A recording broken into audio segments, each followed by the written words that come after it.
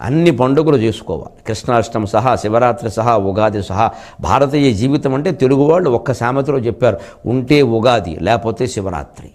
అది మన తెలుగుతనం, అది భారతీయత, అది హిందుత్వం. ఉంటే ఉగాది. అసలు నీకు ఎప్పుడు కడుపు నిండా తినడానుకుంటే అప్పుడు పండగ చేసుకో. నువ్వు లేదనుకో బాధపడకు. శివరాత్రి అనుకో, ఉపవాసం ఉండు. ఎంత గొప్పగా చెప్పారండి. ఉంటే ఉగాది లేకపోతే శివరాత్రి. ఇది మన తత్వం. అంతేగాని ఈ బొట్టే పెట్టాలి, ఈ పూసలే పెట్టాలి, ఇలాగే ఉండాలి, ఆ నామమే అనాలి, అదే గ్రంథం చదవాలి, ఇదంతా పిచ్చి మతాలు. దానికి విరుగుడే తిక్కన గారి యొక్క హరిహరనాథ తత్వం. ఒకడే దేవుడు, ఒకటే గ్రంథం ఉంటున్నాడంటే వీడు ఒకడే మూర్ఖుడు దాన్ని అనుసరించేది. దేవుడు ఒక్కడే, ఆయన రూపాలు అనేకం ఉంటాయి. ఇవన్నీ ధరించినవన్నీ రూపాలే. నువ్వు అనుకునే రూపం కూడా అందులో కోటాను రూపాల్లో ఒక రూపం. ఒక కాలంలో ఆ రూపం ధరించాడు, ఆ రూపం వెళ్ళిపోయింది. నువ్వు ఎంత పట్టుకుని పాకులాడినా ఆ రూపం ఉండదు.